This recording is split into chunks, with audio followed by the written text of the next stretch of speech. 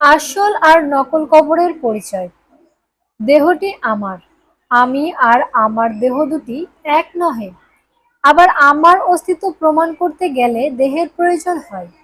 দেহের অস্তিত্ব নাই, তাই আমার প্রমাণও নাই।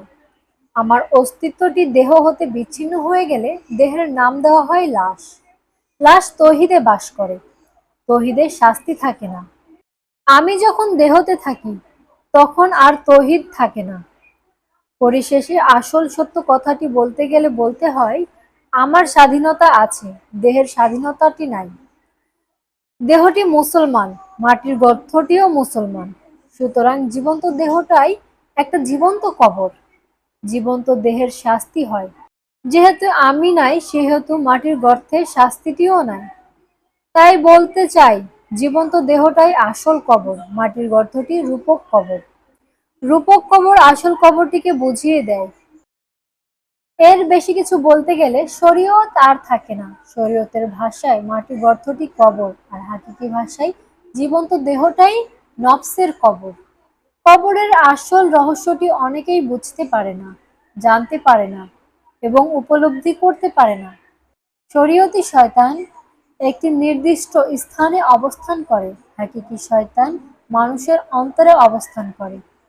শরীয়তি শয়তানকে শরীয়তি পাথর মারার বিধানটি রাখা হয়েছে, কিন্তু হাকিকি শয়তানকে মারা যায় না। মারতে গেলে হাকিকি কঙ্কর ছুঁড়ে মারতে হয়। এই কঙ্কর শরীয়তি কঙ্কর নয়। এই কঙ্করগুলো লোভ মোহ নামক 6 রকম পাথর দিয়ে হাকিকি শয়তানকে মারতে হয়। যারা হাকিকি শয়তানকে পাথর মারতে পেরেছেন তারাই আল্লাহর ওলি, তারাই গাউস, কুতুব, আবদাল আরিফিন, মুফতা খারাজুয়ে, মজ্জব মাস্তান, সোহাগী, সারেঙ্গী, নারেঙ্গী, দিগম্বরী, মণি, ঋষি, সেইন্ট, জিমোনো সফিস্ট ইত্যাদি। তো এই চ্যাপ্টারটি আমি পড়েছি, মারিফতের গোপনেরও গোপন দর্শন। তো এই চ্যাপ্টারটি আমি পড়েছি মারিফতুল গোপনেরও গোপন কথা বইটি থেকে। যদি বইটি সংগ্রহ করতে চান, স্ক্রিনে দেওয়া নাম্বারটির সাথে যোগাযোগ করে বইটি সংগ্রহ করে নিতে পারেন।